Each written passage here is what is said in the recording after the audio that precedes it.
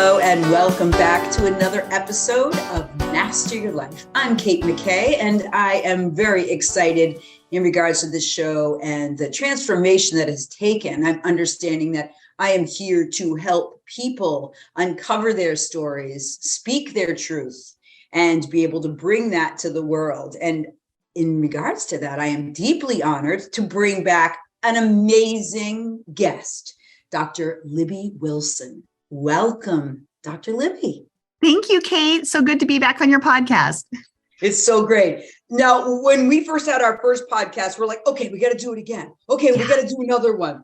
And the beauty of this transformation between you and I has been that we have built a relationship together. I just want to say, Libby and I are in a professional and personal connection, a lifetime connection. And Libby has been the only person that I've ever bartered with because she's so magnificent at her job. And so we had the benefit of doing high performance coaching and functional medicine work and helping me with some really beautiful stuff in my own life. So Libby, thank you so much for being here. Yeah, thanks, Kate. And it's been really a great relationship. I am so glad that we found each other and our paths crossed and we've been able to support each other in what our zones of geniuses are, right? I mean, it's just been pretty amazing. And I've never bartered with anyone either before because it's just never felt like the best fit. But right away we were like, yes, we need to do this. Yes, two crazy high performance women. And so you've been just a little bit about you. And then I have so many questions and so much that I want to share with the audience. You've been a conventional medical doctor for 15 years.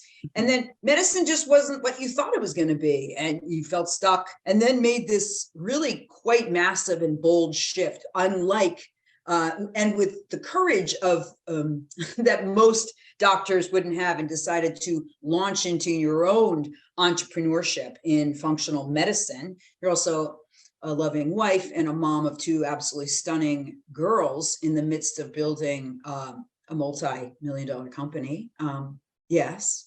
Yes. She's incredible. So Libby, talk to us a little bit about that, because in our work, we did have to push through some barriers that you had emotionally and mentally in regards to understanding that you didn't have to have all the answers as an MD usually has to have when people look at you from a place of authority. Yeah, it's been really interesting, the journey, because I didn't know what I wanted. I never thought, I think I was just as a, young kid, I would follow this path of like, oh, I think I'm going to be a doctor. And then I just followed that path. And then it's a pretty long path. And I got out and I was like, oh gosh, I'm not so sure that this is my true calling in life, but you're so. How did you know, Libby, how did you know, what was it about being a doctor? I mean, at what age did you know that you wanted to serve like that? Pretty young. I mean, I think like late junior high, early high school is when I decided I thought I wanted to be a doctor. And has there ever been anything like this in your life where it's not quite what you thought it was going to be? You think it's going to be one way, and then you get there and it's like, oh, this isn't what I thought it was going to be. And I think that's true for a lot of things in life, but medicine was certainly that. I thought I was going to learn how to help people be healthy. I really learned how to take care of sick problems. That's what I learned. And the system wasn't really set up for me to really help push people toward health. It was just like Band-Aid after Band-Aid after Band-Aid on problems. But, after I had gone through all of this med school and accumulated this med school debt, it was just like, well, this is just the way it's going to be. And I felt pretty disempowered because I felt like I didn't have any choices and I felt pretty stuck there in that model for a long time. And I'll tell you, around that time, when I graduated from residency and started my practice, that's also when I started having my family. And I always knew I was going to be a career woman. I was like, oh, yep, I'll probably have a family, but I'm going to work, and I'm going to do it all. And I definitely am a career woman, but I couldn't have anticipated how much my heart would be at home until I actually had that first baby. And then I felt this pull of like, oh my goodness, like the job isn't what I thought it was going to be. I want to be home a little bit more than I thought I was going to want to be home. And how do I navigate this? And I just remember feeling very, very, very stuck. And I felt stuck in that situation for quite some time. But eventually, even before I found you, I realized, gosh, I have choices and I can do something different. And I started to shift into a different path. And that's when I started my functional medicine practice, which has been really fun and really rewarding. But as I took that journey, I started to ask myself, like, what do I like? And what do I want? And what is my true authentic self? And I didn't actually have the answers to some of those questions until we did our work together over the last few months. So what was that? Can you give me maybe a story or an example? And I usually ask it as, what's your favorite failure? But is there a moment that you remember, this cannot be, this cannot be? Because you're gritty. Like, people listening, you're like, oh, she went to med school. She's also done Ironmans. I mean, Libby, you're an incredible athlete. You are incredible at what you've done. And by all appearances, solo doing all of this made it look easy. So the perception of you, wasn't it that, oh, Libby can do everything? Libby can do anything? Yeah, gosh, there's several moments that I can think of, but there's a couple that stand out. One that just kind of comes to my mind that I probably haven't shared is I remember sitting down to dinner one night, my husband, my two girls, and me. And my husband was telling the girls how awesome college is. He's like, you guys are going to love college when you get to that age. Like, it's so awesome. And like, my husband's like the super positive guy. And he just always, can really sell things pretty good. And the kids were like asking us all these questions, like, what's college like? And he's like, it's so cool because you can take whatever classes you want, whatever you're interested in. You don't have to take things that you don't like. You can take the things that you find interesting. And he's like, if you don't like morning classes, you can take afternoon classes. And if you don't like afternoon, you can have evening, and you can just create whatever life you want. And I said, nuh-uh, and he was like, no, yeah, that's true. And I said, no, it isn't true. Like, that's not what it was like for me. And it was because I had taken this path of like, I have to go to med school. This is the path I'm going to choose. And the med school path was, you take these classes and they happen to only be offered at a certain time of the day. And you had to, I was on this very fast path to getting it done as quickly as possible. I didn't want to waste any time. And so I felt like I had no choice. And he's talking about all these choices, and I'm feeling like, I've never had a choice. And it got for you hearing that. It felt like, it just felt terrible. I was like, like, how does everybody else have choices in their life? And I have no choices in my life. But at that point, did you think your husband was ridiculous or foolish? Like, has there been points that people who did take an easier route, or were more positive, or weren't as uptight, weren't responsible? Or what would be that word that would describe it that kept you so, this is the way, right? Yeah, I thought like that might be true for some people, but that certainly wasn't true for me, but it stuck with me because this is many years later and I can still remember this conversation very vividly. And so it made me start to question a little bit, like, do I have choices, and why can't I have choices? Why does everybody else get to have choices and I don't get to have choices, And so I think that might've been the earliest seed that was planted. And then there were multiple others along the way, I felt like I was living in this two different worlds. Like, I was exercising and doing all these things to take care of myself and create this optimal best health picture for me. But then I was going to work and saying, oh, your cholesterol's high. Here's Lipitor. I wasn't really sharing all the knowledge that I had in my job. And it just felt like inauthentic almost, it just didn't feel in alignment with what my true calling was. And so I think the seeds were planted like, oh gosh, sometimes people have choices. Other people have choices. Maybe I could have choices too.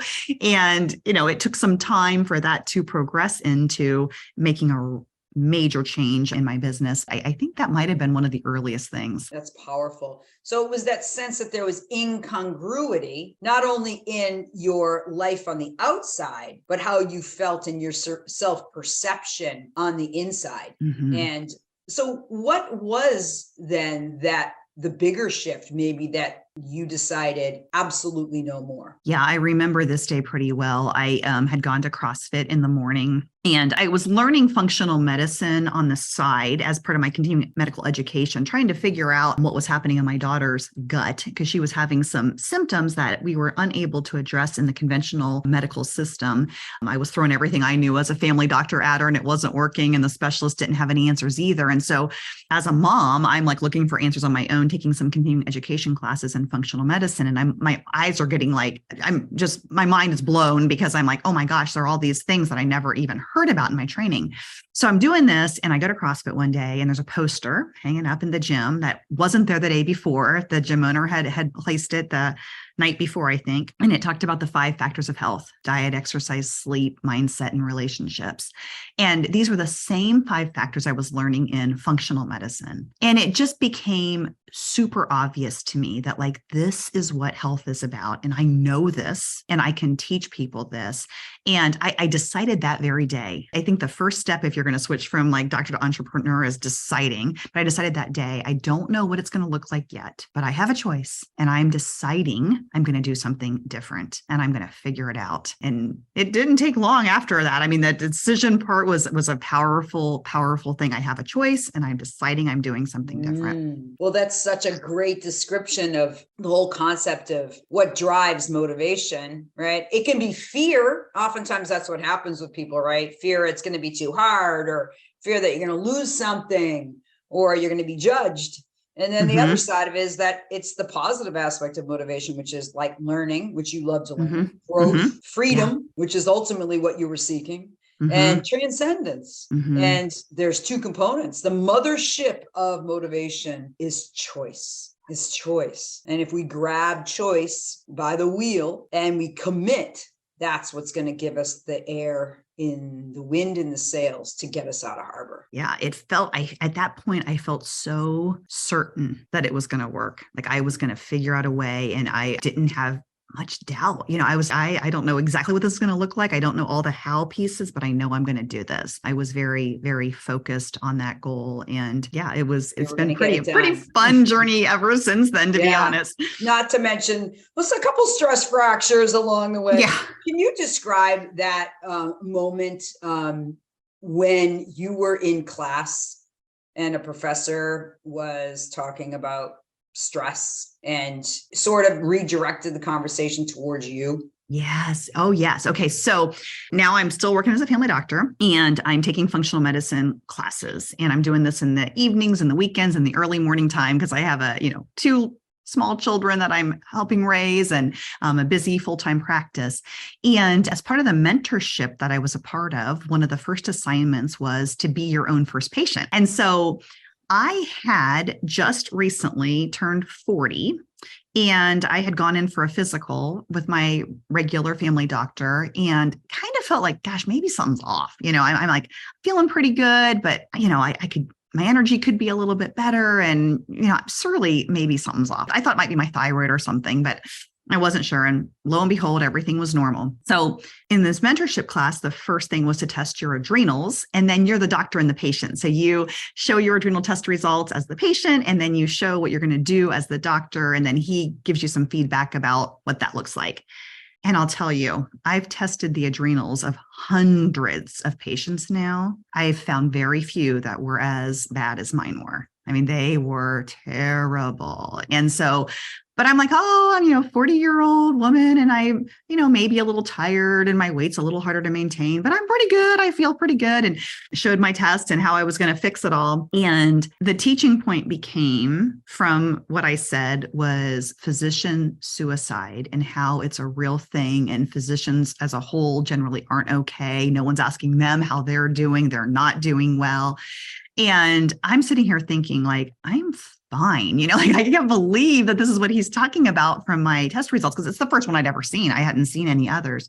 But what I realized is as I shifted my body out of this purely survival mode, how much incredibly better I feel. And I wonder what would have happened. I certainly wasn't suicidal, but I wonder what would have happened had I not taken myself out of this rat race in this inauthentic job that I was, and kept going down that path because it was not good for me. Right. And my body was in some way a death wish, right? Mm-hmm. So in that moment, you felt that uncovered, or how did that feel for you? Just because you've always, I can handle it. it. And then he's bringing that topic up around your presentation. Yeah. How was that for you? it was really shocking, because I'd always been fine. I'm fine. I can do it all myself and I can do it all. I can get up early in the morning and run 10 miles and then go to work and take care of the kids and do it all. And the truth was my body was kind of screaming, stop, slow down, take a break. And I wasn't listening. Seeing how that had affected my body, like seeing physical evidence of a lab result showing me like, oh, maybe you're not fine, was really kind of a permission slip for me to be like, oh, maybe I do need to rest occasionally. Maybe I do need to be a little kinder to my body and to myself and learn to listen to my body and tune in. My body had been telling me for years things, and I just ignored it completely. I'm like, this is what I'm doing, and you alluded to stress fractures. I had 3 stress fractures in my running career. And it was always like, there's this pain in my leg, but the marathon training plan says to run 8 miles today. So I'm running 8 miles, regardless of what the leg is telling me to do. The first stress fracture didn't teach me. The second stress fracture didn't teach me. The third stress fracture didn't teach me. I'm sounding like I'm a slow learner here, but I really normally am a pretty fast learner. But this is how focused and dedicated I am to a plan when I'm committed to something. I just kept going, and it really took almost like the shutting down of my body for me to be like, oh, I think it took for me like that lab evidence of like, oh, this is actually a problem, So you had the proof. Mm-hmm. Yes. And that was something that you weren't able to find or couldn't diagnose in the practice to which you were living. Right. So how could you work with people at that Right. point? And the image that I always have in my mind is when you came back from vacation. Oh my gosh. Yeah. Yes. Yes. So I had a busy practice. I would see 25 to 30 patients per day. I had about 2,500 patients in my practice. There were 4 docs in the practice and we each had about 2,500. So 10,000 total. The way it would work is if I took a vacation, the other doctors would see my patients for like acute visits. So you had a sore throat or you had a sinus infection, they'd work them into their schedule. But if it was more of a chronic follow-up visit, then they would just say, she'll be back next week. And they'd put her on, or if they had a message or a question or something. And so I'd come back from vacation. Eventually we had electronic medical records, but before that they were these paper charts, and I would come back and you couldn't see my desk. It was just charts and charts and charts and charts piled up all over my desk of all of these questions that people had, or labs that needed interpreted, or x-rays that had come back that needed my sign off and what to do next kind of thing. It always left me feeling very frantic and very behind and very much like I can't stop. I can't take a break because it's going to all pile up if I do. It did all pile up if I did. I'd go on this vacation and kind of restore my body and restore my adrenals and like reconnect with myself and my family. And then I'd come back to this like sea of charts to dig myself out of. And it was really hard. Interested in learning more about a mastermind with Kate McKay? Reach out to us on our website at kate-mckay.com. Part of the work and our work together was going from that will never be my reality again, which was the motivation for you for some time. Yeah. That will never be me. I'm going to create whatever I need to create and make this business as successful as it can be, because I will never, ever have that happen and experience that level of high level stress and anxiety. I choose not. Right, Libby? Right. Yeah. Yeah. And it's taken me a long time to shift out of that because I have carried with me this feeling if I slow down, it's going to all pile up. But the truth is, I've created a life for myself where that's no longer true. No longer true. Yeah. That's incredible. That's incredible. So can you talk the audience? And first of all, thank you so much for your authenticity and your sharing. The percentage of doctors that are actually happy in their job is like at what percent? Oh my gosh. That's so funny. My husband just asked a doctor that he was talking to this week that very question. He said, what percentage of practitioners do you think are in private practice that are happy? And he said, first of all, I don't even know any that are in private practice anymore. And second of all, I mean, it's just almost too hard to make it. But I don't personally know any that are loving. To me, it seemed like this dream job that I was going to, put in the hard work. And, med school was no joke. I mean, it was very hard and residency was very demanding, but I felt like if I delayed the gratification and did that, it was going to be so worth it in the end. And what I find when I talk to practitioners is they're like, no, this is not what I thought it was going to be. And it's really draining them. And so it's tragic, to be honest. Yeah. Because it's like you've committed to this huge commitment to better the planet through health, and you end up becoming part of the rat race of non-healing. I just simply can't imagine that. And it's sad to me. It's tragic. Yeah. I was thinking have you ever gone to a restaurant and you're like, yeah, that wasn't what I thought it was going to be. Like, I, don't think I'll go back there. I didn't love that place as much as I thought. Kind of a disappointment. Yeah. But what was your investment? It was like one evening, one meal, maybe $100 or something. But when you go through 11 years of college to get to this career path, and then you're like, oh, this is not what I thought it was going to be. It's kind of a little harder to just turn around. Totally. Absolutely. So from that place, when you made that decision that you were going to do this, what were people's perspective on you? Miss Libby, who always did everything right and followed protocol and everything, including Mr. Positivity. Yeah. I think they thought I was a little bit crazy, how's that going to work exactly? And, that doesn't, people only want the healthcare that their insurance provides, and you know what? I knew in my heart that wasn't true, because I was seeing patients every day, these 25 to 30 patients I'm seeing, several of them, I could tell wanted more than I had to offer, they were just like me. They were like, so you heard the need, Libby. You heard the need and you felt the need. And you knew there was a need. Really important, people listening, that is the bridge that will take you to your purpose. That is the bridge. Where do you hear the need and the yearning and the longing? Because that is where you are here to serve. Pay attention to that, right? Yes. Pay attention to that. It's so crucial. Libby, thank you so much for sharing that. That's huge. Kate, I wrote this down, and I think I learned this from you in our time together, was what problem do people want solved that you know the answer to? When I started the journey, I didn't know the answer, but I found it.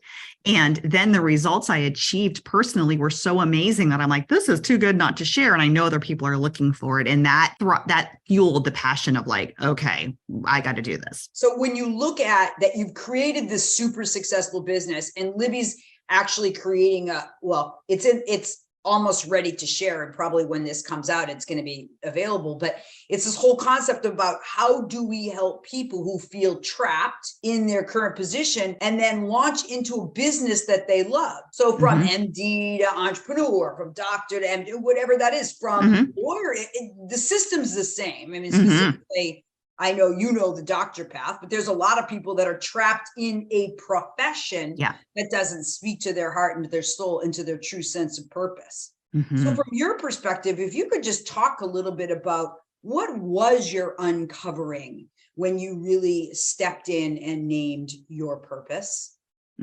Yeah, you and I figured this out together. And it was so interesting because I didn't know it until we discovered it. But my purpose is the subtitle of my book. And I didn't even know this to be until my book had been out for 6 months. I feel like there's two things, and it's creating optimal health, a life you love. And who cares about optimal health if you don't love your life, right? They both kind of go hand in hand. And I have created both for myself. I know the way, and I just love sharing that with other people too. It's incredible. And I think that part of the challenge was certainly when we go and we really uncover that it's not just, okay, I built this really incredible functional medicine business, and she has, and you guys I'll share all her information for sure in the show notes. She's exceptional. I mean, even supplements. I mean, she has built an incredible company. Incredible. I'm so just in awe of your beautiful job in creating a structure and allowing your ability to help more people by finding other ways that people can touch base into you. And obviously we're going to share your newsletter and such. But what is it then that if you reached this level where you built this company, how do we shift from part one, that you're helping people maximize their health, to part two, to maximize and live a life they love, which I think is where sort of certainly I think our work led you to. Yeah. What does that dream look like for you, Libby?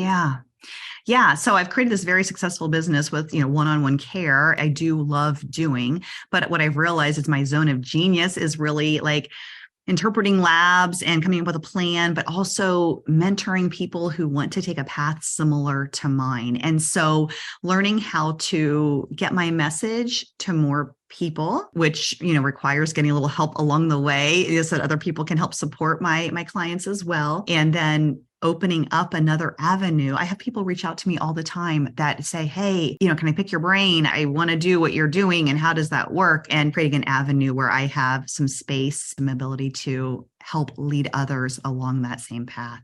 To living into a life that they love. Yes. So what's the limitation for people, Libby? Why don't people do that? What gets in the way? Well, you did it, Libby, but I can't, right? Yeah. And that's what you're going to hear. Or that's what people are looking at you going, Libby, you do everything right. Everything's easy for you. Mm-hmm. Right? Oh gosh. Yeah. What would you say? Maybe we make it look easy, but it's never easy, right? And I think it all comes down to your belief. What do you believe? Because our beliefs are just our thoughts that we've thought over and over again, right? And they're made up. We can think whatever we want to think, and we can believe whatever we want to think. And you have to believe that you can do it and you can create something different for your life. And I believe if you believe that with your whole heart, you can absolutely make it happen. But, some of the things that helped me was finding someone to support me on that journey, coaches and mentors, and, investing in my health and my business. And, I could figure a lot of this out on my own, but man, it's been an easier journey when I've had some people who've gone before me, who are steps ahead of me, who show me along the way. Yeah. And I'll tell you, that was super scary for me. And it's still kind of scary, I think, making investments in my business and in myself. It's still something I think, oh gosh, I can maybe do this myself. But every time I've done it and pulled the trigger, it's always so worth it. Absolutely. And I think that too, it's such an interesting perspective. And I've never had a problem spending on personal development because in professional development, because I never was like anyone around me. And I knew that I had to pay to pave my way. I had to pay to pave my way. So any of you that are listening, if you're thinking, well, I can do it on my own and now I'm going to figure out and I'm just going to do all this on my own, I'm going to tell you, good luck, because it is an investment that is necessary and required. And not just, I would say the number one thing is you need to find people that are going to challenge the hell out of you. Because if you think that someone's just going to be your cheerleader, I am the biggest cheerleader. I believe in my clients most of the time through the process more than they believe in themselves.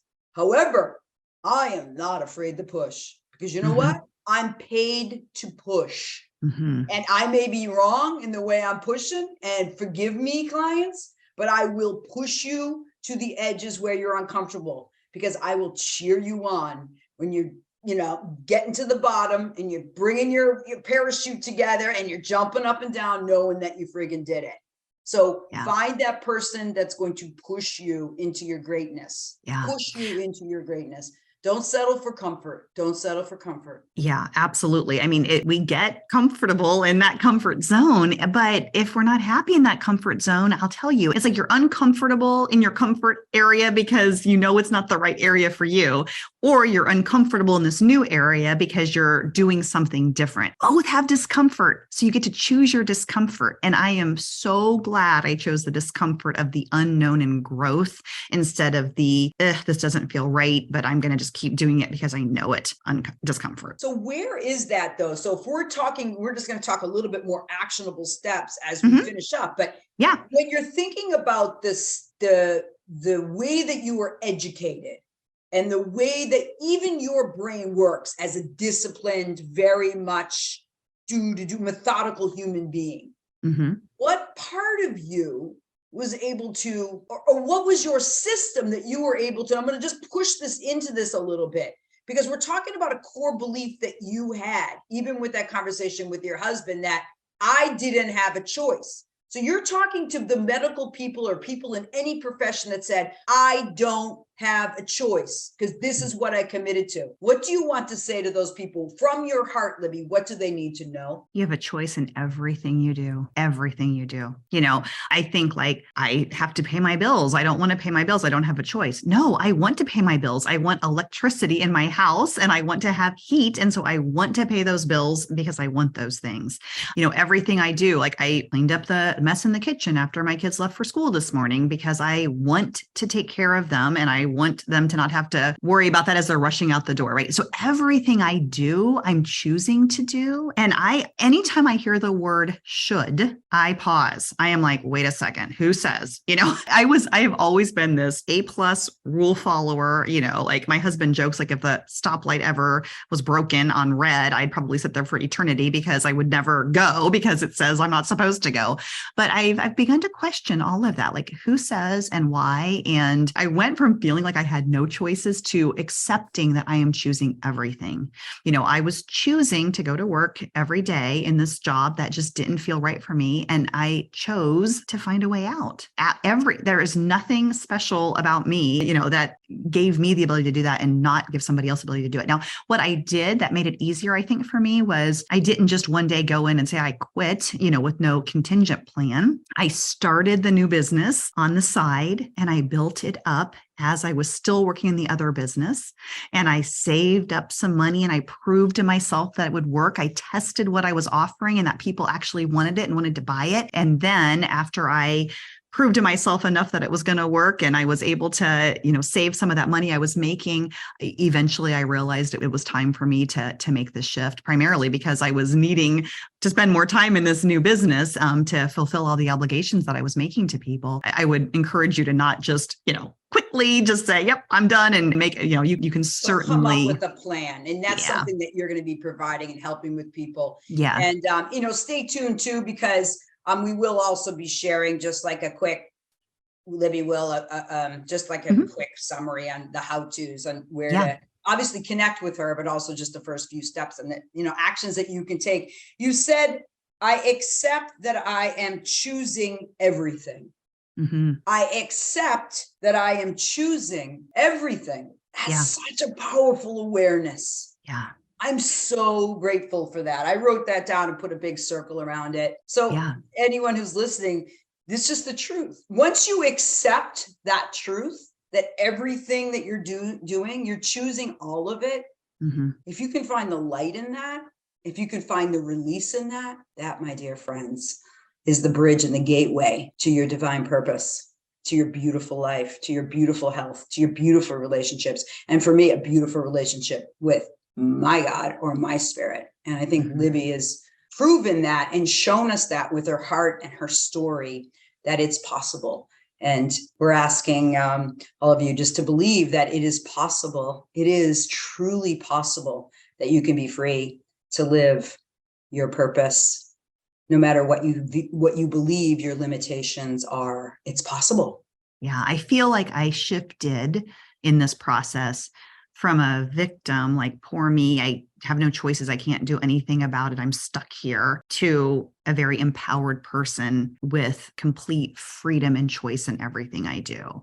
And I thought at one point that was possible for other people, but not for me. But I proved that it is possible for anybody. And you continue to prove it. I'm so grateful. Well, Libby, thank you so much for sharing this really open, vulnerable interview with me. I really appreciate the trust that you've put into me and to be willing to share your story with our audience together. And I'm so excited for this next chapter on the ways to which you will be serving your way of excellence into the life of of this world that needs what you have. So thank you. Well, thank you, Kate, for helping me gain lots of clarity and courage in all of these steps, because I really have gained a lot from our time together. It's been amazing. And thank you. And thank you to all the viewers and listeners of Master Your Life. I'm Kate McKay. And until next time, remembering that accepting, that the path of acceptance, that you are choosing everything,